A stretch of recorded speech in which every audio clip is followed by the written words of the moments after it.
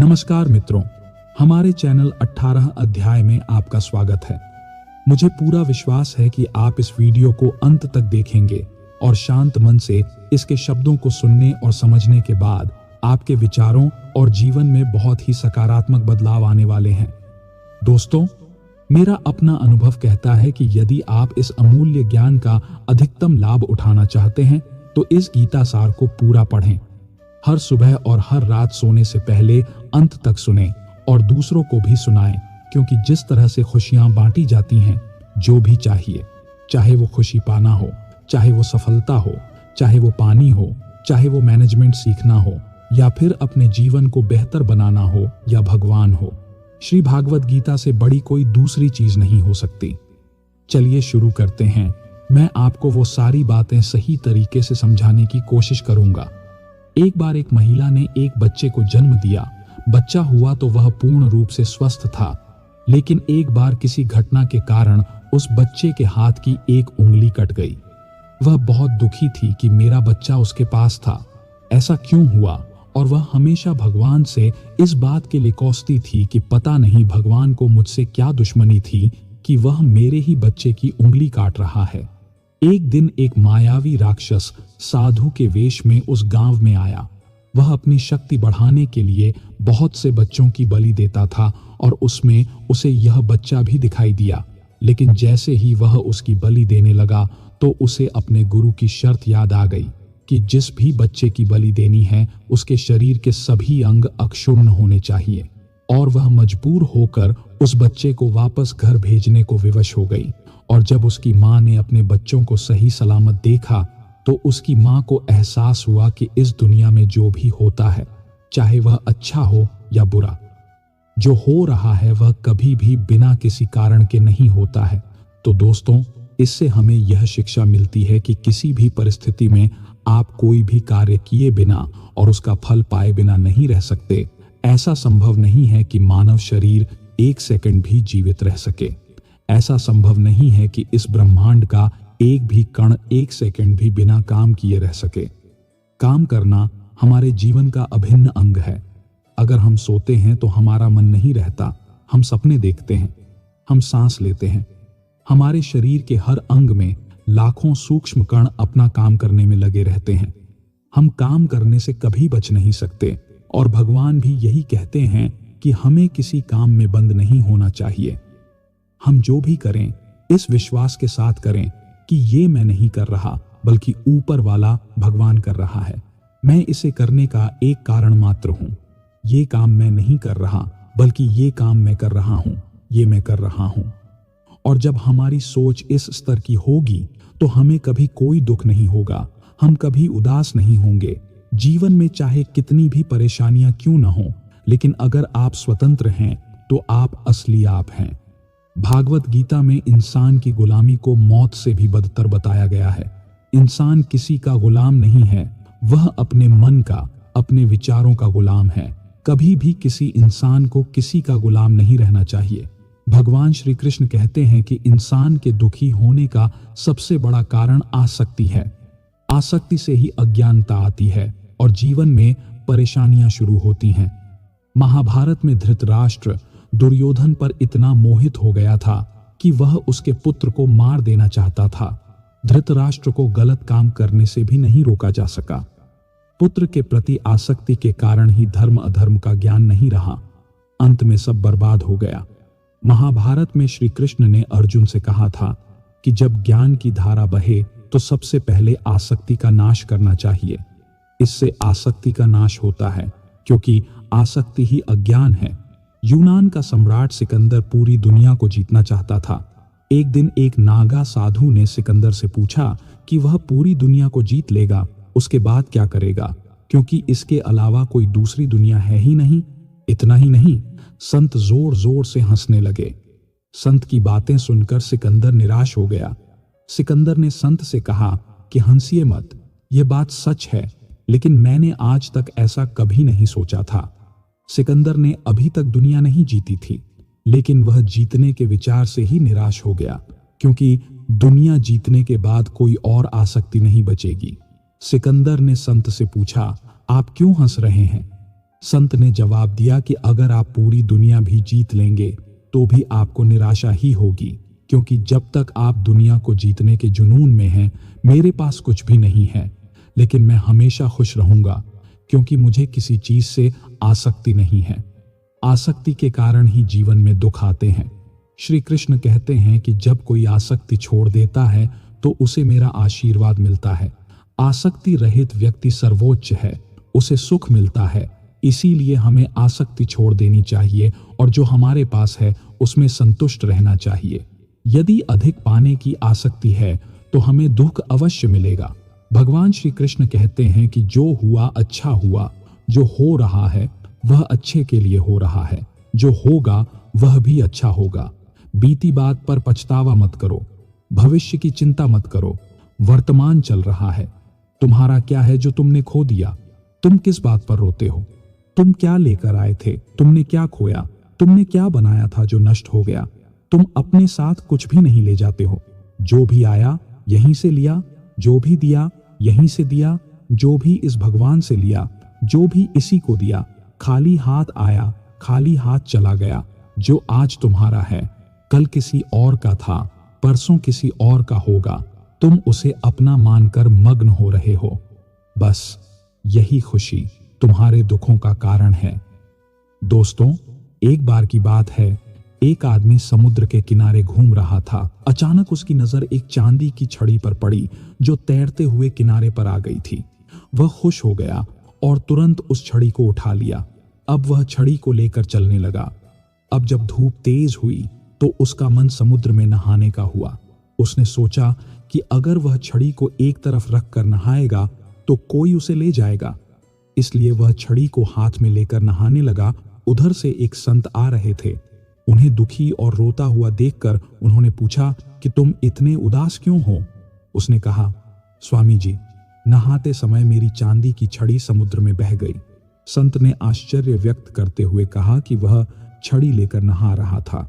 उसने कहा, अगर वह इसे अलग रखकर नहाता तो क्या करता?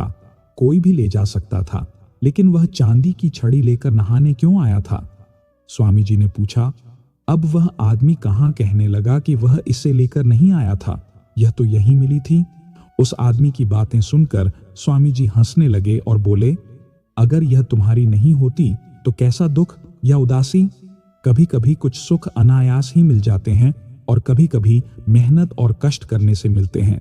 जो सुख ईश्वर से अनायास ही मिल जाते हैं, उनका गुणगान करने के लिए हमारे पास समय नहीं है। मनुष्य उन सभी सुखों को गिनने में लगा रहता है जो उसके पास नहीं है। आलीशान बंगला, बढ़िया गाड़ी, रुतबा, सत्ता आदि। और वह यह भूल जाता है कि एक दिन वह बस सब कुछ भूलकर अगली यात्रा पर निकल जाता है। तो मित्रों, भगवान श्री कृष्ण ने कहा है कि तुम भूत का पश्चाताप मत करो, भविष्य की चिंता मत करो। वर्तमान चल रहा है। तुमने क्या खोया? किस बात का रोना रोते हो? तुम क्या लेकर आए थे? क्या खोया? तुमने क्या बनाया था जो नष्ट हो गया? न तुम कुछ लेकर आए थे, यहीं से लिया, यहीं से लिया, यहीं दिया, इसी भगवान से लिया, इसी भगवान को दिया। तुम खाली हाथ आए, खाली हाथ गए। जो आज तुम्हारा है कल किसी और का था, परसों किसी और का होगा। तुम उसे अपना समझो। तुम मग्न हो रहे हो। यही सुख तुम्हारे दुखों का कारण है। मित्रों, जब महाभारत का युद्ध समाप्त हो गया था, युधिष्ठिर ने हस्तिनापुर की राजगद्दी संभाल ली थी। सब कुछ सामान्य हो रहा था। एक दिन वह समय आ गया जो कोई भी पांडव नहीं चाहता था। भगवान श्री कृष्ण द्वारका लौट रहे थे। सभी पांडव दुखी थे। श्री कृष्ण उन्हें अपने शरीर का अंग लग रहे थे और अलग होने के विचार से ही वे कांप रहे थे। लेकिन श्री कृष्ण को जाना था। कोई भी श्री कृष्ण को जाने नहीं देना चाहता था। भगवान श्री कृष्ण भी एक एक करके अपने सभी प्रियजनों से मिल रहे थे। सभी से मिलने के बाद उन्होंने उन्हें कुछ न कुछ उपहार दिया और विदा ली। अंत में उनकी मुलाकात पांडवों की माता और अपनी बुआ कुंती से हुई। भगवान ने कुंती से कहा कि बुआ, आपने आज तक अपने प्रियजनों के लिए कुछ नहीं किया। मुझसे कुछ मत मांगो, आज कुछ मांग लो, मैं तुम्हें कुछ देना चाहता हूं। कुंती की आंखों में आंसू थे और रोते हुए बोली, हे श्री कृष्ण, अगर कुछ देना है तो मुझे दुहक दो, मुझे बहुत दुहक चाहिए। श्री कृष्ण आश्चर्य। श्री कृष्ण ने आश्चर्यचकित होकर पूछा, क्यों बुआ, आपको दुख क्यों चाहिए? अगर मैं आपको याद करूंगा तो मैं आपकी पूजा और प्रार्थना कर पाऊंगा। तभी दोस्तों भगवान श्री कृष्ण कहते हैं कि जब भी मेरा भक्त मुझे सच्चे दिल से पुकारेगा, मैं उसकी मदद जरूर करूंगा। दोस्तों, भगवान के नाम से सभी संकट दूर हो जाते हैं। दोस्तों, ऐसा कहा जाता है कि जैसी संगति वही लकीर और वही लकीर वैसा ही जीवन। आप अच्छे हैं, लेकिन अगर आपकी संगत बुरी है तो आप बर्बाद हो जाएंगे। लेकिन अगर आप बुरे हैं और आपकी संगत अच्छे लोगों के साथ है, और अगर आप उनकी बात मान भी लेते हैं, तो आपका घर जरूर संभल जाएगा। कौरवों के साथ शकुनी और पांडवों के साथ कृष्ण जैसे लोग थे। अगर आपने शकुनी मामा जैसी संगति की है तो आपका दिमाग काम करना बंद कर देगा। कहा जाता है कि अधूरा ज्ञान सबसे खतरनाक होता है। इसका एक उदाहरण अभिमन्यु है। अभिमन्यु बहुत बहादुर और साहसी योद्धा था, लेकिन जिन परिस्थितियों में उसकी मृत्यु हुई उसके बारे में सभी जानते हैं। मुसीबत के समय यह अधूरा ज्ञान किसी काम का नहीं होता। ऐसे बहुत से लोग थे जो किसी समय में पाला बदलकर कौरवों या पांडवों के साथ चले गए थे। शल्य और युयुत्सु इसके उदाहरण हैं। इसीलिए कहा जाता है कि कई बार शत्रु मित्र के वेश में हमारे साथ आ जाते हैं और हमसे कई तरह के रहस्य लेते रहते हैं। कुछ मित्र ऐसे भी होते हैं जो दोनों तरफ होते हैं, जैसे भीष्म, द्रोण और विदुर, जो कौरवों का साथ दे रहे थे। अंततः उन्होंने युद्ध में पांडवों का साथ दिया। मित्रों, शकुनी ने पांडवों को फंसाने के लिए जुए का आयोजन किया था, जिसके कारण पांडवों ने अपना सब कुछ दांव पर लगा दिया था और अंत में उन्होंने द्रौपदी को भी दांव पर लगा दिया था। सभी जानते हैं कि इसके बाद जो हुआ वो जुए और सट्टे का षड्यंत्र था। इनसे हमेशा दूर रहें। ये चीजें मनुष्य के जीवन को अंधकार में डाल देती हैं। मित्रों, महाभारत का युद्ध नहीं होता अगर कुछ लोग द्रौपदी की तरह अपने शब्दों पर नियंत्रण रखते, तो अंधे का पुत्र भी यदि दुर्योधन को अंधा न कहता तो महाभारत न होती। शिशुपाल और शकुनी तो सदैव कंजूस ही रहते। वे ऐसी ही बातें करते थे, लेकिन उनका क्या हश्र हुआ ये सभी जानते हैं। शिक्षा यह है कि वे कुछ बोलें उससे पहले ही उन पर युद्ध थोप दिया जाएगा या वे पहले मारे जाएंगे। महाभारत में श्री कृष्ण ने पांडवों को यह बात बहुत अच्छे से सिखाई थी। पांडव उनके भाई बहन हैं। अर्जुन युद्ध नहीं करना चाहता था, लेकिन श्री कृष्ण ने समझाया कि जब कोई मसला शांतिपूर्ण ढंग से हल न हो सके तो युद्ध ही एकमात्र विकल्प बचता है। कायर लोग युद्ध से पीछे हट जाते हैं। युद्ध के मैदान में पहुंचकर भी अर्जुन युद्ध नहीं करना चाहता था। तब भगवान श्री कृष्ण ने उससे कहा कि न कोई मरता है और न कोई मारता है, सब तो निमित्त मात्र हैं। आत्मा अमर है, इसलिए मरने या मारने से क्यों डरना। जीवन में सदैव दानशील, उदार और दयालु बने रहना महाभारत जैसा काम नहीं करता। कर्ण के जीवन में आए उतार चढ़ाव हमें यह शिक्षा देते हैं कि इस क्रूर संसार में अपना अस्तित्व बचाए रखना कितना कठिन है। इसलिए समय के अनुसार बदलाव होना जरूरी है, लेकिन वही बदलाव उचित है जो सबके हित में हो। कर्ण ने खुद को बदला। उसने अपने जीवन के लक्ष्य हासिल किए, लेकिन फिर भी वह महान नहीं बन सका, क्योंकि उसने अपनी शिक्षा का इस्तेमाल समाज से बदला लेने की भावना से किया। बदले की भावना से किया गया कोई भी काम आपके समाज के लिए हितकारी नहीं हो सकता। समाज ने ही महान व्यक्ति का निर्माण किया है। कर्ण ने योद्धा वर्ग का तिरस्कार किया था, जो समाज को बहुत कुछ दे सकता था, लेकिन समाज ने उसकी सराहना नहीं की, क्योंकि उसके मन में समाज को नष्ट करने की भावना थी। कर्ण के लिए शिक्षा का उद्देश्य समाज की सेवा करना नहीं था, बल्कि अपनी योग्यता के आधार पर वह समाज से मुक्ति पा सकता था। वह अपने अपमान का बदला लेना चाहता था। समाज और कर्ण दोनों को ही उनके द्वारा किए गए अपराधों की सजा मिली है और कर्ण को आज भी मिल रही है। अगर उसे यह समझ होता कि समाज हमारे द्वारा बनाए गए व्यक्तियों का एक हिस्सा मात्र है, तो शायद वह समाज को बदलने का प्रयास करता, न कि समाज से घृणा करता। ईमानदार और बिना शर्त साथ देने वाले दोस्त भी आपकी जिंदगी बदल सकते हैं। पांडवों के पास भगवान श्री कृष्ण थे और कौरवों के पास महान योद्धा कर्ण था। दोनों ने ही दोनों तरफ से लड़ाई में मदद की थी, बिना शर्त अपना पूरा साथ और सहयोग दिया था। अगर कर्ण को छल से नहीं मारा जाता तो कौरवों की जीत निश्चित थी।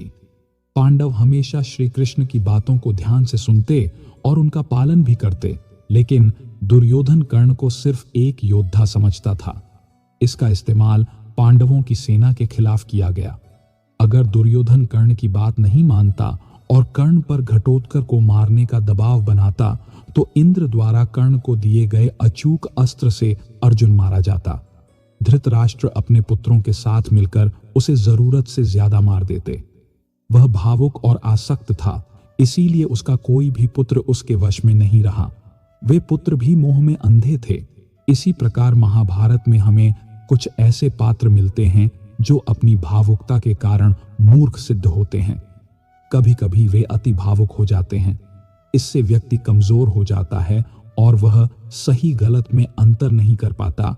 ऐसा ही कुछ महाभारत में धृतराष्ट्र के साथ हुआ था, जो अपने पुत्र के प्रभाव में आकर सही गलत का अंतर भूल गए थे। व्यक्ति के जीवन में उसके द्वारा अर्जित शिक्षा और उसकी कार्य क्षमता ही महत्वपूर्ण होती है। दोनों ही उपयोगी हैं। आपके मन में उनके प्रति एकलव्य जैसा जुनून होना चाहिए, तभी यह मुकाम हासिल किया जा सकता है। अगर आप अपने काम के प्रति जुनूनी हैं तो कोई भी बाधा आपका रास्ता नहीं रोक सकती। मानव जीवन जन्म और मृत्यु के बीच की एक खिड़की मात्र है। यह जीवन बहुत छोटा है। कब दिन बीत जाएंगे आपको पता भी नहीं चलेगा। इसलिए आपको प्रत्येक दिन का पूरा उपयोग करना चाहिए। गीता यही संदेश देती है कि हर परिस्थिति में ऐसा काम करो जिससे तुम्हारा जीवन सुंदर बने, तुम्हारी स्थिति अच्छी हो, बैंक बैलेंस अच्छा हो। अपने धन, सौंदर्य और ज्ञान पर कभी घमंड मत करो। धनवान, ज्ञानी और शक्तिशाली पांडवों ने अपना वनवास काटा और अत्यंत सुंदर द्रौपदी भी उनके साथ वन वन भटकती रही।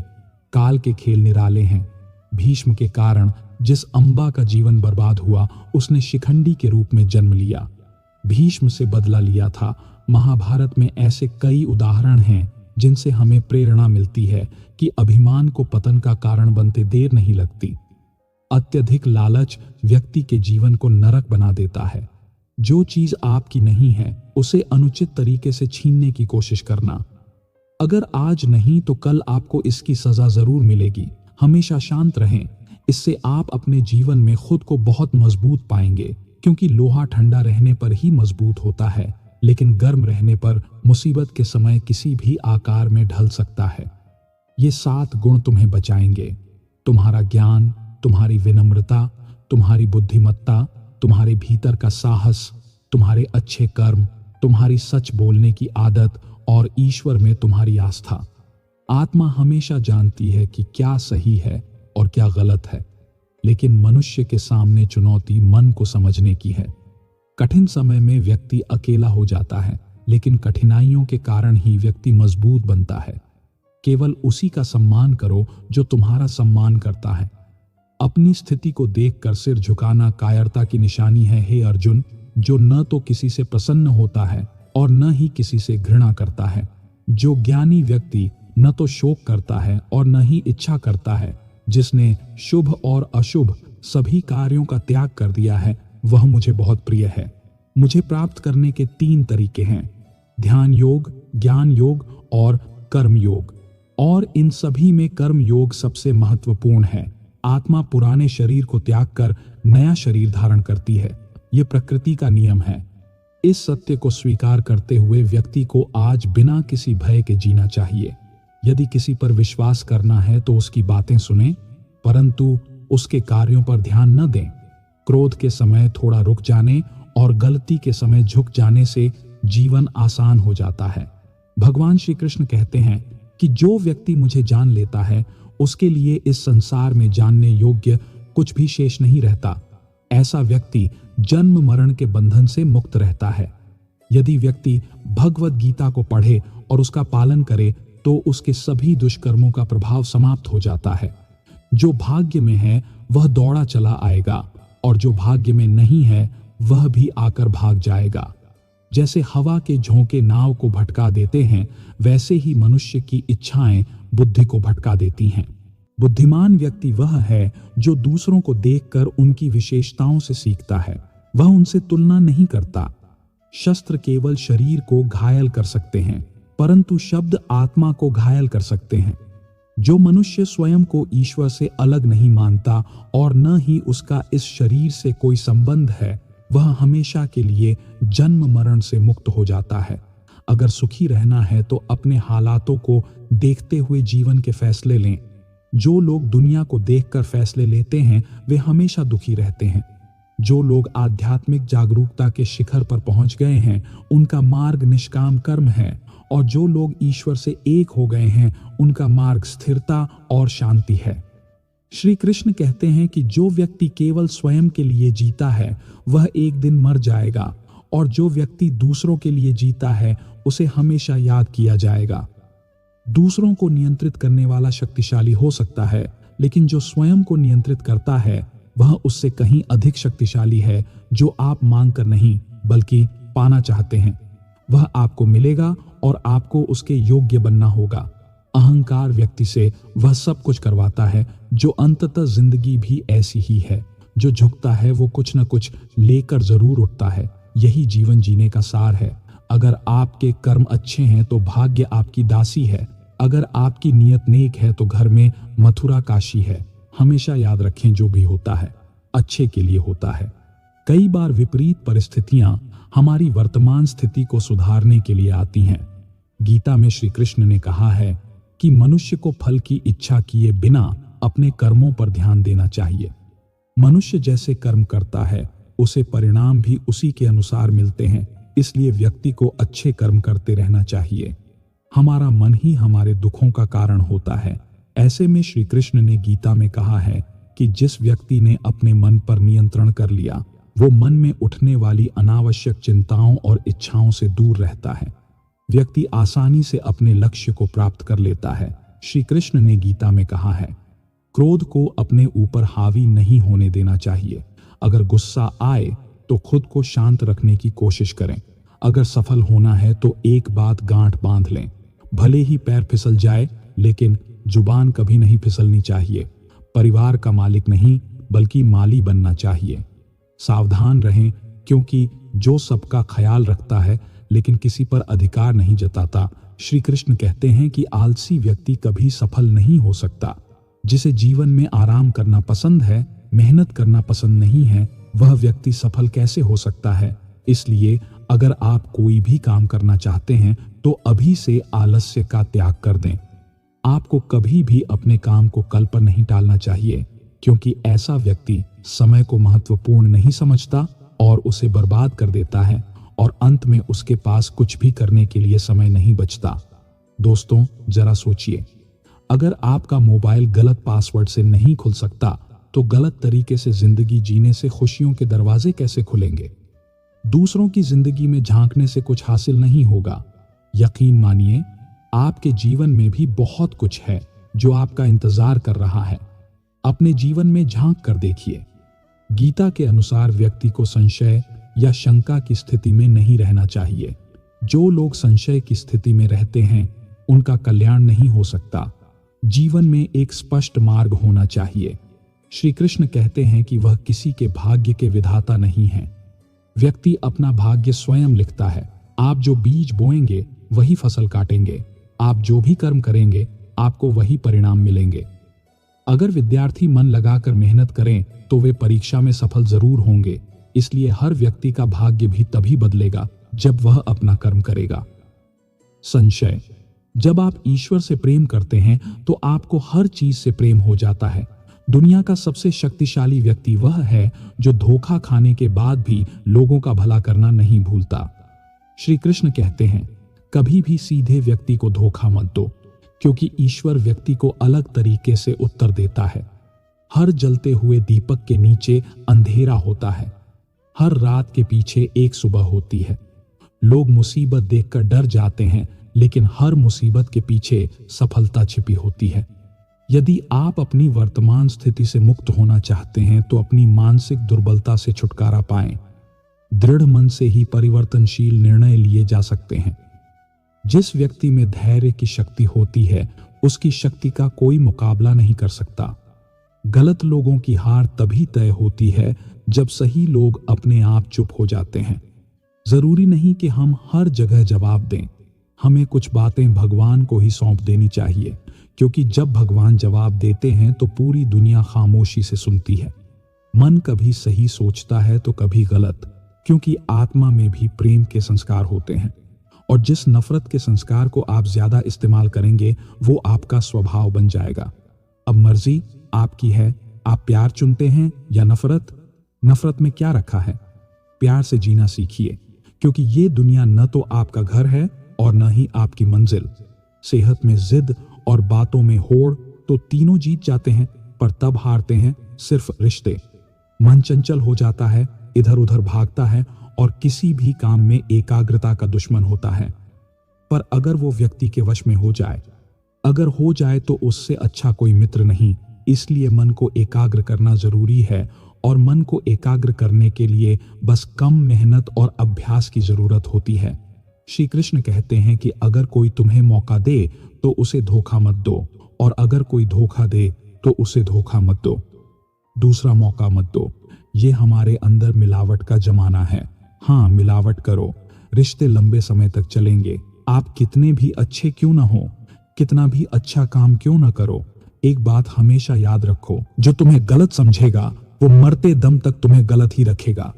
सिर्फ वही समझेगा कि भगवान इंसान की गलतियों को माफ करता है, उसकी चालाकियों को नहीं। जो चीज नहीं होनी चाहिए थी उसके होने का क्या मतलब? अगर रिश्ते सिर्फ नाम के हैं तो रोना कैसा? भगवान कहते हैं, मेरे लिए न कोई द्वेषपूर्ण है, न कोई प्रिय है, न कोई मित्र है, न कोई शत्रु है, न कोई दरिद्र है, न कोई धनवान है। केवल जो मुझे भक्ति भाव से याद करते हैं, मैं उनका ही हूं। और यही मेरे किसी भी बंदे के जीवन में सफल न होने का मुख्य कारण है। जीवन में वही व्यक्ति सफल होता है जो स्वयं को जानता है, लेकिन विश्वास रखता है। जिस व्यक्ति को स्वयं पर विश्वास नहीं होता वह कभी सफल नहीं हो सकता। एक बार दानवीर कर्ण ने भगवान श्री कृष्ण से अपनी व्यथा सुनाई और कहा, हे कृष्ण, जब मेरा जन्म हुआ तो मेरी माता ने मुझे त्याग दिया। इसमें मेरा क्या दोष था? द्रोणाचार्य ने मुझे शिक्षा देने से मना कर दिया, क्योंकि वह मुझे क्षत्रिय नहीं मानते थे। इसमें भी मेरा क्या दोष था? और द्रौपदी का स्वयंवर, मेरा अपमान हुआ, क्योंकि मैं राज परिवार का हिस्सा नहीं हूं। इन सब में मेरा क्या अपराध था? उत्तर में श्री कृष्ण ने कहा, हे कर्ण, ध्यान से सुनो। जब मेरा जन्म हुआ तो मैं कारागार में था, और जन्म लेते ही मेरी मृत्यु होने वाली थी। मैं प्रतीक्षा कर रहा था। जिस रात मेरा जन्म हुआ मुझे मेरे माता पिता से अलग कर दिया गया, और मुझे वो सारे काम करने पड़े जो एक गरीब परिवार में करने होते हैं। जब मैं चल नहीं पाता था तो अपने हाथों से गोबर उठाता था। मुझ पर जानलेवा हमले हुए और बार बार मुझे जान से मारने की कोशिश की गई। बचपन में मेरे पास न तो शिक्षा थी, न महल, न कोई गुरुकुल और न ही कोई विशाल सेना, लेकिन फिर भी मेरे मामा मुझे अपना सबसे बड़ा दुश्मन मानते थे। जीवन कई चुनौतियों से भी गुजरा है। यह इतना महत्वपूर्ण नहीं है कि जीवन में आपको कितनी बार अपमानित किया गया है, बल्कि यह महत्वपूर्ण है कि आप उस अपमान का जवाब कैसे दे रहे हैं। आपके पास वह ज्ञान है जिसका आप उपयोग कर रहे हैं या नहीं। इन सभी चुनौतियों को पार करने के बाद आप कैसे आगे बढ़ते हैं, यह सबसे महत्वपूर्ण बात है। मुसीबतों और दुखों में धैर्य रखें, क्योंकि सोने की परीक्षा आग में होती है, और एक व्यक्ति को कभी भी मुसीबतों और दुखों के कारण यह नहीं सोचना चाहिए कि वह कुछ नहीं है। जीवन में शिकायत मत करो। सोचो कि जो मिला वो सबसे अच्छा था, और जो नहीं मिला वो और भी अच्छा था। तभी जीवन में शांति है। अगर आप कम पड़ जाते हैं तो प्रार्थना करने और भगवान से बात करने के लिए अधिक समय निकालें। उनसे अपने दुखों से बाहर निकलने का रास्ता मांगे। भगवान आपकी प्रार्थना तब भी सुनते हैं जब आपके पास बोलने के लिए शब्द भी नहीं होते। जो लोग कोशिश करना नहीं जानते उन्हें हर समस्या कठिन लगती है। ऐसा लगता है कि इंसानियत दिल में होती है, हैसियत में नहीं। भगवान कर्म देखते हैं, इच्छा नहीं। अगर मेहनत आपका हथियार है तो सफलता आपकी गुलाम बन जाएगी। जो व्यक्ति यह मानता है कि मेरा काम मेरा है, वह कभी नहीं हारता, चाहे वह कितना भी बूढ़ा या मोटा क्यों ना हो। भले ही वह छोटा हो, लेकिन महान वही है जिसके दिल में सभी के लिए प्यार, स्नेह और सम्मान की भावना हो। इच्छाओं का भी अपना चरित्र होता है। अगर वे अपने मन से हों तो अच्छा लगता है, और अगर वे दूसरों के मन से हों तो बहुत परेशान करती हैं। ऐसा श्री कृष्ण कहते हैं। व्यक्ति को हमेशा बुराई से दूर रहना चाहिए। अगर कोई बुरा कर्म करता है तो आपको अपने जीवन में उस कर्म को भोगना ही पड़ता है। जिस प्रकार एक बच्चा गाय झुंड में भी अपनी मां को ढूंढ लेती है, उसी प्रकार आपको अपने कर्म का फल हजारों में मिलेगा। भगवान कण कण में बसते हैं। भगवान छोटे से छोटे जीव के हृदय में भी बसते हैं। उस जीव को पीड़ा देने से भगवान को भी पीड़ा होती है। अर्थात किसी जीव को पीड़ा देकर आप अपने भगवान को कैसे प्रसन्न कर सकते हैं। आप देख सकते हैं, अपने जीवन को जंगल के उस पौधे की तरह बनाइए जो हर परिस्थिति में खुशी से झूमता रहता है। जब तक आपके साथ वैसा ही व्यवहार न किया जाए, तब तक आपको कभी समझ नहीं आएगा कि आपने किसी का क्या अहित किया है। इसे ही कर्म कहते हैं। जब कोई आपका साथ नहीं देता है तो भगवान किसी को आपका साथ देने के लिए भेजते हैं। उसे कृष्ण कहते हैं। परिवर्तन प्रकृति का नियम है, इसलिए जो छूट गया है उसका शोक मनाने की बजाय जो आपके पास है उसका आनंद लेना सीखें। किसी भी तरह की प्रतिस्पर्धा की जरूरत नहीं है। आप जैसे हैं वैसे ही खुद को स्वीकार करें। आप परिपूर्ण हैं। जीवन मिलना भाग्य की बात है, मृत्यु समय की बात है, लेकिन मरने के बाद भी लोगों के दिलों में जिंदा रहना, यह आपके कर्मों और आपकी नीयत की बात है। भगवान खुश होते हैं और प्रकट में मनुष्य कृष्ण कहते हैं कि जो आपका है वह आपका ही रहेगा, भले ही पूरी दुनिया उसे छीनने की कोशिश कर रही हो। इसीलिए जो जा रहा है उसे जाने दें, भले ही वह आज रहे कल चला जाएगा। जो हमारे बिना खुश हैं हम उन्हें परेशान नहीं करते। कोशिश करें कि पाखंडी लोगों से गहरे संबंध न रखें, क्योंकि जब वे नाराज होते हैं तो सीधे आपके सम्मान पर हमला करते हैं। मूर्खों और नकारात्मक लोगों के बीच अकेले रहें। हर परिस्थिति में जीना बेहतर है। किताबों से सब कुछ सीखने को नहीं मिलता, कुछ मतलबी लोगों से भी बहुत कुछ सीखने को मिलता है। मेहनत करने वाले ही गलतियां करते हैं, वरना कई लोगों का जीवन दूसरों में बुराई ढूंढने में ही खत्म हो जाता है। इंसान की इज्जत खत्म होती है, जरूरत की नहीं। जरूरत खत्म हो जाती है तो इज्जत भी खत्म हो जाती है। चिंता उतनी ही करें जितनी से आप अपना काम पूरा कर सकें, इतनी भी नहीं कि आपकी जिंदगी बर्बाद हो जाए। आप अपनी बात कितनी भी समझदारी से क्यों न कहें, लेकिन सुनने वाले को अपनी परवाह नहीं होगी। योग्यता और वह अपने मन के विचारों के अनुसार उसका अर्थ निकालता है। यकीन मानिए, आपसे जो भी गलती होगी वह उसे भी याद रखेगा। बस उसके अर्थ का दिन आने दीजिए। याद रखिए कि जो आपको कठिनाइयों से दूर करता है वह आपको कठिनाइयां देने वाले से मोटा है, अगर आप यह समझ गए। इसलिए कठिनाइयां लंबे समय तक नहीं रहती हैं। कड़ी मेहनत करें, क्योंकि कड़ी मेहनत से शरीर स्वस्थ, मन साफ, दिल उदार और जेब भरी रहती है। विपत्ति में धैर्य, वैभव में दयालुता और संकट में सहनशीलता एक महान व्यक्ति की विशेषता है। हमें क्या करना है और कैसे करना है, इसके बारे में बेहतर निर्णय लेने होंगे। इसके लिए सबसे पहले यह जानना बहुत जरूरी है कि हम कहाँ हैं और कहाँ जा रहे हैं। इसके लिए सबसे पहले यह जानना बहुत जरूरी है कि हम कहाँ हैं और कहाँ जा रहे हैं। अगर हिम्मत रखनी है तो चुनौतियों को स्वीकार करें। सफलता आपके कदम चूमेगी, बस प्रयास करते रहें। अगर लोग आपके साथ बुरा करते हैं तो वे आपके साथ वैसा ही करेंगे, चाहे आप अच्छा करें या बुरा। इसलिए शांत रहें, जिएं और अपना काम करें। आलोचना से न डरें। आलोचना उसी की होती है जो जीवित है। मृत्यु के बाद ही उसकी प्रशंसा होती है। जो व्यक्ति कृष्ण का दास बन जाता है वह यह नहीं चाहता कि उसकी मूर्ति ऐसा दिन दिखाए जब उसमें गुरु आए। वह कृष्ण का दास बनकर ही अपने जीवन को सफल बनाना चाहता है। श्री कृष्ण कहते हैं कि हमेशा हंसने, खेलने और मुस्कुराने वाला व्यक्ति अगर अपने स्वभाव से अलग हो जाए, यानी चुप, मौन और उदास रहने लगे, तो समझ लीजिए कि उसके दिल में कोई दर्द है। दर्द ने उसे कमजोर बना दिया है। अगर आपकी मौजूदगी से कोई व्यक्ति खुद के दुख भूल जाता है तो यही आपकी मौजूदगी का महत्व है। खुशी कहीं भी व्यक्त की जा सकती है, लेकिन दर्द व्यक्त करने के लिए एक खास इंसान की जरूरत होती है जिसके पास वह इंसान हो। धन, दौलत, ऐश्वर्य, वैभव सब कुछ है, लेकिन संतोष नहीं है। उसके लिए उस धन का कोई मतलब नहीं है, क्योंकि जिस व्यक्ति के पास संतोष है वह हमेशा असंतोष की स्थिति में रहता है। वह छोटी छोटी चीजों से भी संतुष्ट रहता है, चाहे आप कुछ बुरा करें या कुछ अच्छा। आप काम करते हैं और आपको लगता है कि कोई नहीं देख रहा, लेकिन आप यह क्यों भूल जाते हैं कि आप जो भी कर रहे हैं भगवान की नजर हमेशा आप पर है। इसलिए यह मत सोचिए कि आप अकेले हैं, भगवान हमेशा आपके साथ हैं। बांसुरी न तो सोने की बनती है और न ही रत्नों की, लेकिन इसकी तान हर किसी का मन मोह लेती है। इसी तरह जब मनुष्य की वाणी और कर्म सुंदर होते हैं तो उसे किसी बाहरी ढांचे की आवश्यकता नहीं होती।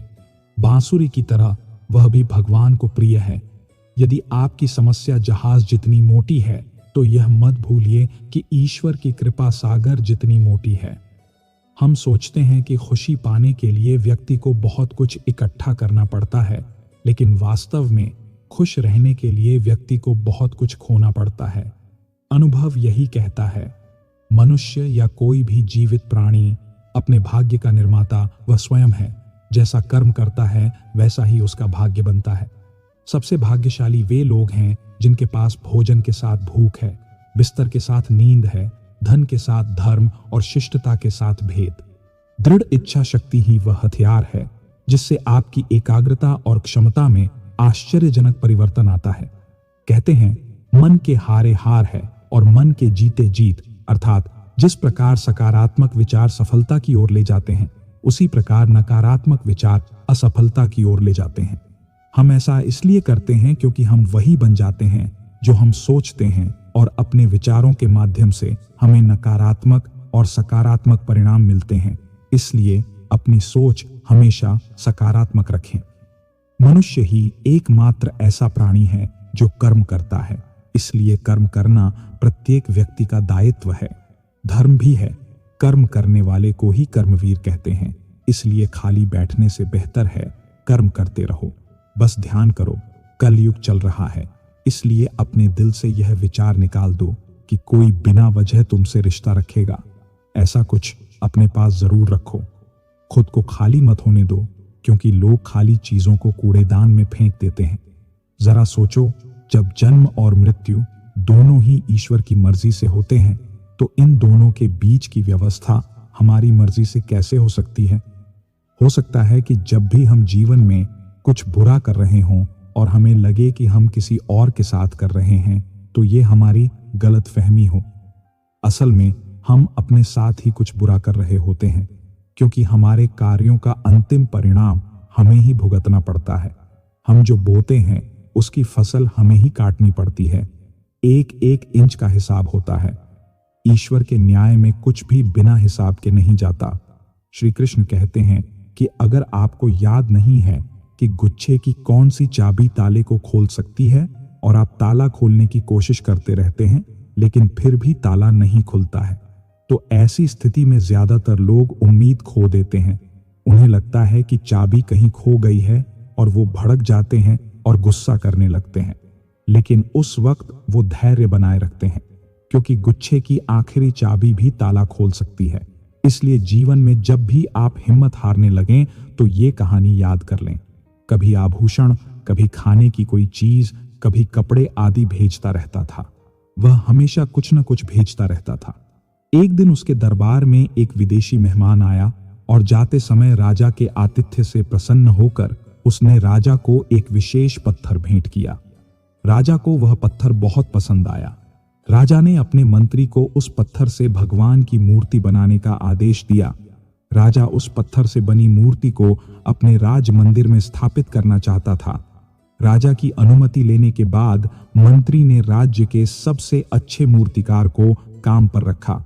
वह उसके पास जाता है और उसे एक पत्थर देता है और कहता है कि इससे भगवान की एक अच्छी मूर्ति बनाओ। बदले में तुम्हें जो चाहिए वो मिलेगा और साथ ही तुम्हें 700 सोने के सिक्के भी दिए जाएंगे। यह सुनकर मूर्तिकार बहुत खुश हो जाता है। वह अपनी सारी वस्तुएं और औजार दे देता है। वह पत्थर पर काम करना शुरू कर देता है और उस पर वार करना शुरू कर देता है ताकि वह इसकी एक अच्छी मूर्ति बना सके। कई बार मारने के बाद भी पत्थर नहीं टूटा। 50 बार प्रहार किया लेकिन पत्थर नहीं टूटा। आखिर में एक बार और मारने के बाद भी पत्थर नहीं टूटा। वह कहता है, अब यह काम मुझसे नहीं होगा। अरे, जब यह पत्थर इतनी छोटे खाने के बाद भी नहीं टूटा तो अब क्या टूटेगा? वह उस पत्थर को मंत्री को वापस दे देता है और कहता है, माफ कीजिए, इसकी मूर्ति नहीं बन सकती लेकिन मंत्री बना सकता है। वैसे भी मूर्ति तो राजा के आदेश से बननी थी, जो कि मंत्री का आदेश था। वह उस पत्थर को एक साधारण मूर्तिकार के पास ले जाता है और जैसे ही वह मूर्तिकार पहली बार पत्थर पर प्रहार करता है तो पत्थर टूट जाता है। अब जाते समय मंत्री जी एक ही बात सोच रहे थे कि अगर पिछले मूर्तिकार ने एक आखिरी प्रयास किया होता तो ये सोने की मुहर उसकी होती। इस कहानी से हमें क्या सीख मिलती है कि कई बार हम बहुत मेहनत करते हैं लेकिन फिर भी काम अधूरा ही रहने देते हैं, ये सोचकर कि अगर अब तक नहीं हुआ तो आगे भी नहीं होगा। शायद ये मेरे बस की बात नहीं, ये मेरे नसीब में है। इतना ही नहीं, मैं इसे कर भी नहीं पाऊंगा। लेकिन असल में आपको इसे एक बार और करने की जरूरत है। अब आपको एक दिन और मेहनत करने की जरूरत है। आपको एक दिन और धैर्य रखने की जरूरत है। हो सकता है जिस समय आप उस काम को छोड़ रहे हों, अगली बार ही वो हो जाए। काम हो जाता है और हम उससे हार मान लेते हैं। हम अपने लक्ष्य को छोड़ देते हैं, अपनों को छोड़ देते हैं, अपनी जीत को छोड़ देते हैं। दोस्तों, अगर कुछ समय तक आपका काम नहीं बनता तो इसका मतलब ये नहीं कि आप रुक जाएं या हार मान लें, क्योंकि मेहनत कुछ लोगों को जल्दी असर जरूर दिखाती है और कुछ को देर से। इसलिए हार मत मानिए, बस मेहनत करते रहिए, नए नए तरीके खोजते रहिए ताकि आपका काम बनता रहे, आपको आपके नतीजे मिलें, आप सफल बने।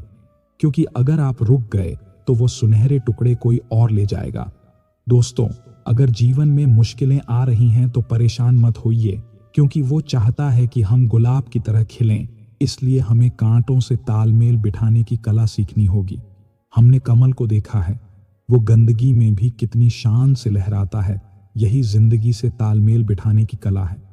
मुस्कुराइए, जिंदगी बहुत खूबसूरत है और मुस्कुराने की वजह ही काफी है कि भगवान हमसे प्यार करते हैं। भगवान श्री कृष्ण ने अर्जुन को गीता का ज्ञान दिया था।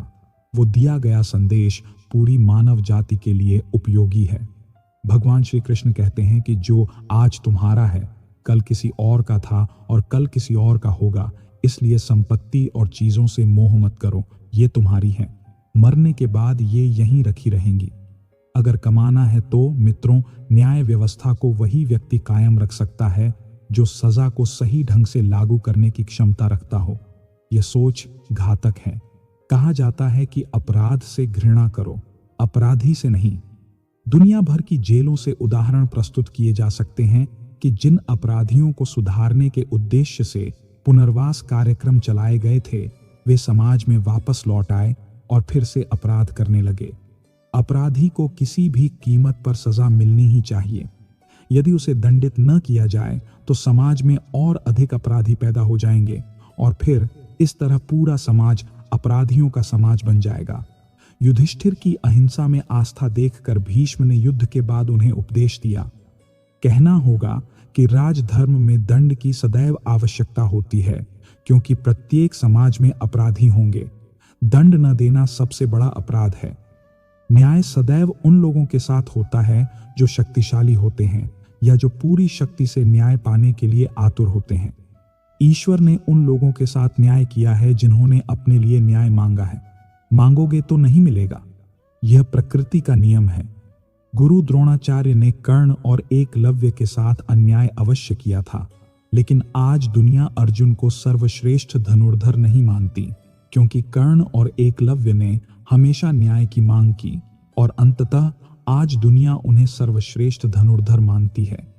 महाभारत हमें सिखाता है कि न्याय की रक्षा करना कितना महत्वपूर्ण है, लेकिन यह भी एक कड़वा सत्य है कि न्याय केवल शक्तिशाली लोगों के पास ही होता है। यह संसार या व्यक्ति की तरह है, वे कभी भी वैसे नहीं होते जैसे दिखाई देते हैं, अर्थात लोग वैसे नहीं होते जैसे दिखाई देते हैं। फिर चाहे वे कोई भी हों, महाभारत का हर पात्र ऐसा ही है।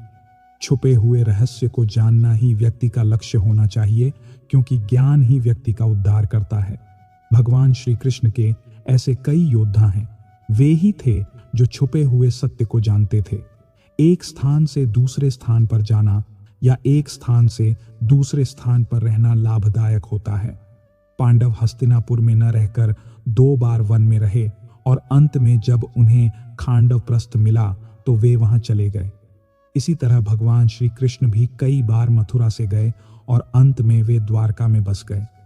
कई बार लोगों को व्यापार या नौकरी के लिए दूसरे शहर या देश में जाना पड़ता है। जीवन हो या युद्ध, गोपनीयता हर जगह महत्वपूर्ण है।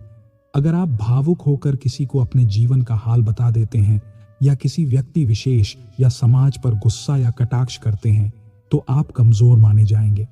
महाभारत में ऐसे कई मौके आए जब नायकों ने अपने राज ऐसे व्यक्ति के सामने प्रकट किए जो राज जानना नहीं चाहता था। दुर्योधन, भीष्म, बर्बरीक ऐसे ही उदाहरण हैं जिन्होंने अपनी कमजोरी और ताकत का राज बताया था। किसी भी तरह की चिंता करने, मन को अशांत रखने और अनावश्यक भय पालने से मौत आसपास मंडराने लगती है। अगर मौत सभी को आनी है तो उसकी चिंता क्यों करें? कोई पहले मरेगा तो कोई बाद में। चिंता का मुख्य कारण मोह है, खाने पीने में कमी या पागलपन। वह व्यक्ति जेल जाता है जिसने धार्मिक या संयमित जीवन नहीं जिया, बहुत महत्वाकांक्षी है, या जिसने धन अर्जित कर लिया है और जिसने ताकत के आधार पर रिश्ते निभाए हैं, या जो अपनी संपत्ति की सुरक्षा को लेकर चिंतित रहता है। महाभारत देखने या सुनने से हमें यह सीख मिलती है कि चिंता मुक्त जीवन जीना ही सबसे बड़ा धन है। आशा करता हूं मित्रों, आपने इस वीडियो से बहुत कुछ सीखा होगा। आपको वीडियो अच्छी लगी हो तो लाइक और शेयर कीजिए और इसी तरह की प्रेरणादायक वीडियो देखने के लिए चैनल को सब्सक्राइब कर लीजिए और बेल की घंटी को जरूर दबाएं। मित्रों, वीडियो को आखिरी तक देखने के लिए आपका बहुत बहुत धन्यवाद। आपका सदा भला हो। जय श्री राधे कृष्ण।